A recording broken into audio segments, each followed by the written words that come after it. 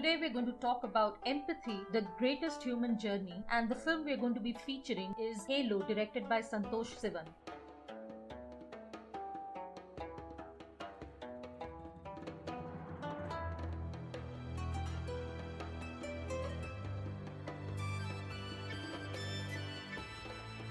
Halo is a 1996 live-action film produced by Children's Film Society India. The story is about 7-year-old Sasha living in an unnamed Indian city, but which we can see is actually Mumbai. Sasha feels immensely the absence of her mother, who had died at childbirth. She has a very loving father, but who feels incapable of connecting with her at an emotional and conversational level on a day-to-day basis, and is concerned about it because he can see she is in pain. Sasha's life changes when she finds a stray pup whom she names Halo. There is joy and laughter in her life again till Halo goes missing, breaking Sasha's heart all over again. The rest of the film follows Sasha as she finds her most loving companion and ends in a most phenomenal way, teaching everyone watching Sasha closely that there is no greater journey a person can make than the one where they genuinely begin to care for each other. The movie is available on YouTube on the Ultra Kids Zone channel. The dialogues are a mix of Hindi, mostly Hindi with a little bit of English thrown in, and there are English subtitles available for those who want it. The film can also be purchased from Children's Film Society India. Just go to their website and place an order for the DVD of Halo.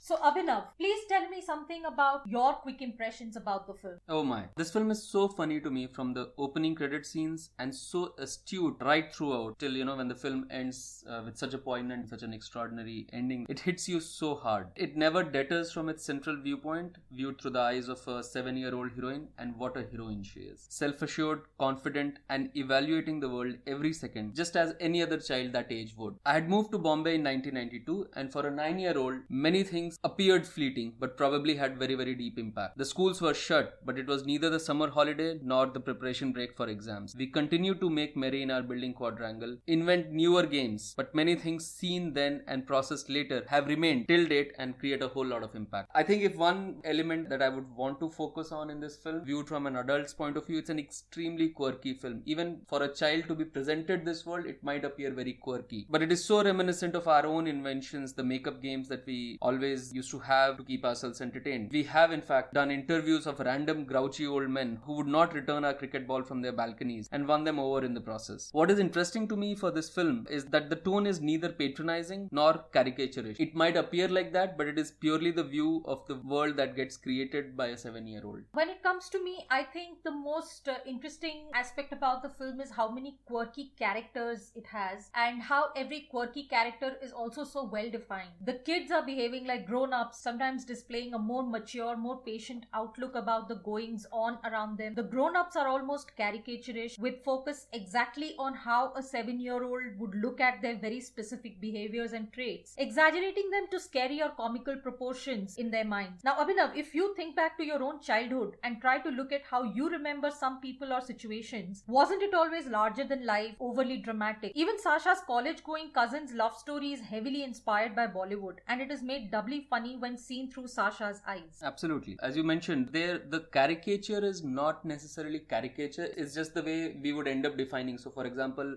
a very strict teacher would get defined as a khadus one, but then we would define it by that one word that would just become the label for that person. In a way, it's retribution for children. When we watch stories that revolve around grown-up, and if there are children in the film, they typically end up being extremely unidimensional. They are caricatures at some level. They just display a whole lot of love, maybe a whole lot of cries. They don't have much beyond that one or two sentences that are given to them. In a very funny way, that's exactly what the director and the writer have done to the grown-ups in this. But it is not necessarily to put them down. It is the way a child would view the grown-ups world. I also think this is a very, very intelligent film. It might be a children's film, yes, but it by no means insults their intellectual and emotional capabilities. Even adults are very likely to feel invested in Halo and Sasha's adventures because of the many questions this film asks. There are complex issues addressed like religion, politics, youth culture, specifically the new and cool influences of satellite televisions of early 90s, MTV, Channel V. There are Bollywood romance tropes, globalization, and censorship. Santosh Sivan has created a layered world full of curious children. He is also smart to have left these questions unanswered because honestly, no one has these answers. The intelligence is not because it is trying to be highbrow, it's what children would hear and see and end up imitating. And there is a very strong aspect of that in the film. There are characters who end up at every level sort of imitating the grown-ups that they are around. But in the process, there is an interpretation of it also. And as we reach the end, the imitation sort of turns into a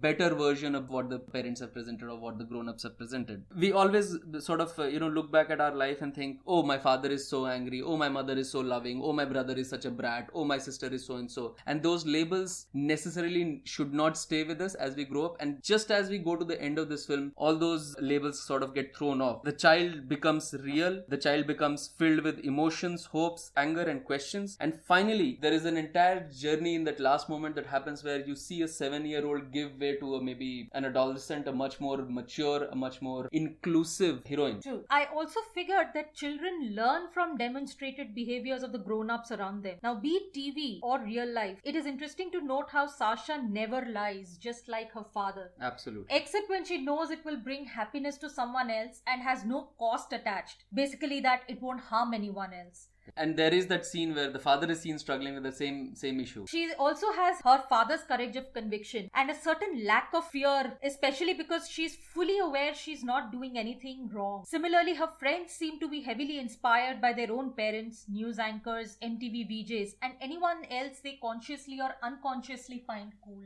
There are smaller villains in the film. Like in the credit sequence, the smaller villain is the teacher who's desperately trying to keep them for the last 3 minutes or maybe a minute back in the school because the summer break is about to begin. From the child's point of view, I could immediately remember some of those teachers who were very strict with me. And now looking back, I know those were important moments. They taught us many things. The smaller villains are spot on. You get to see if the teacher is represented later on as a person who says, I knew Sasha would end up doing this. She's such an intelligent girl. There is an investment in the future of those children that you see the teacher talk about when she's interviewed in the park. And I think that sort of balances maybe the one-sided view that the children could have at the beginning. It sort of slowly keeps getting balanced. Yeah, I think it also comes to that children will not learn as much from conversations and direct instructions rather than what they see their parents or their grown-ups do around them. We would love to know more about what you like about it and what we can do better. Come and share your feedback with us. We would love to hear from you. For now, it's bye-bye from us. Thank you. Happy viewing.